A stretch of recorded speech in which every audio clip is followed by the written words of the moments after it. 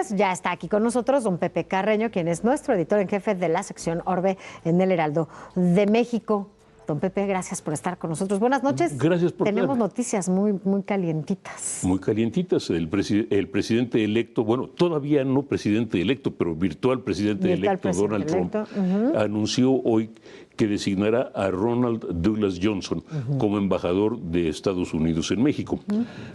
Johnson fue embajador antes en El Salvador y antes de eso llegó a coronel en las Fuerzas Armadas de Estados Unidos y se desempeñó durante varios años en la Agencia Central de Inteligencia. Es graduado de la Universidad Nacional Militar de Estados Unidos y su especialidad es estrategia, temas de estrategia. Eso no es necesariamente lo más agradable el perfil que quisiéramos, contrasta mucho con el perfil, por ejemplo, de Ken Salazar, que era un designado político, y político de carrera, pero es mucho mejor que la designación que esta mañana se hablaba, que era de Kari Lake, que fue candidata a senadora republicana en el estado de Arizona, que es considerada como una militante y trumpista ideológica así muy acerba.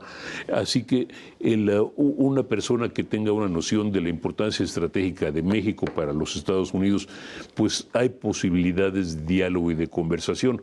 Con una persona ideologizada no la hay, no es tan simple. Ahora, no digo que sea bonito, porque finalmente en México hay casi, no necesariamente un estigma, pero sí hay una reserva hacia personas que hayan tenido una carrera militar en los Estados Unidos. Pero no es, insisto, no es que sea necesariamente bueno, pero no es necesariamente negativo. De hecho, podría citarle a algunos personajes en México que en este momento probablemente se sientan como si hubieran esquivado una bala con el nombramiento de Johnson y no con el nombramiento de Kari Lake.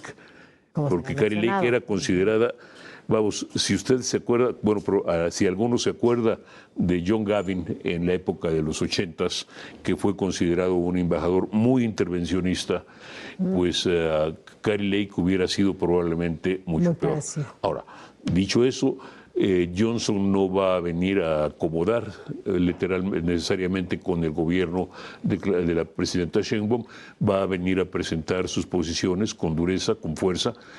Probablemente va a ser más contenciosa, la relación va a ser más contenciosa a ese nivel con el gobierno Sheinbaum, más contenciosa que con Ken Salazar.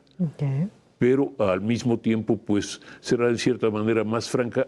Y todo el tipo de problemas que se están presentando y se van a presentar podrán ser abordados con franqueza, ¿no? Y eso tiene importancia. Pues todo esto que se está adelantando, que es parte incluso de los personajes del gabinete que estarán con él acompañándolo a partir del 20 de enero. Y del lado de México hay una cosa importante. Los personajes importantes en esa relación y en ese diálogo van a ser Lázaro Cárdenas Batel, jefe de la oficina de la presidencia, y Altagracia Gómez Sierra, que es coordinadora consejera económica de la presidenta Sheinbaum. Va a ser interesante seguir esas conversaciones. Esa relación. ¿Y cómo será? ¿No?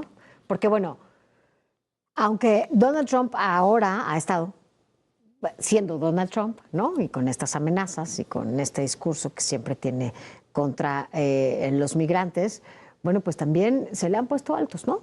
Y también de repente le baja un poco a la postura. Es que hay cosas que son posibles, y perdón por la perogrullada, hay cosas que son posibles y cosas que no.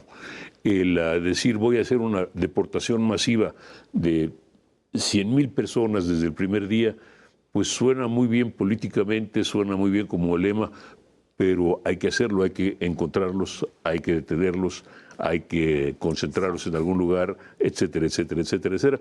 Y eso sin considerar que pues sí pueden recurrir a leyes, que puede ocurrir que en la redada detengan a ciudadanos estadounidenses, que ya ha ocurrido más de una vez. Sí, claro. Así que el escándalo, el ruido va a ser muy, muy grande. No es tan simple como parece. Hablaremos de ello más adelante. Pues ya falta cada vez menos para que llegue Donald Trump a la presidencia y aquí estaremos dándole seguimiento a todo esto. Gracias, como siempre, don Pepe. Nos vemos el jueves. Nos vemos el jueves. Nos vemos el jueves y con esto nos vamos a un corte.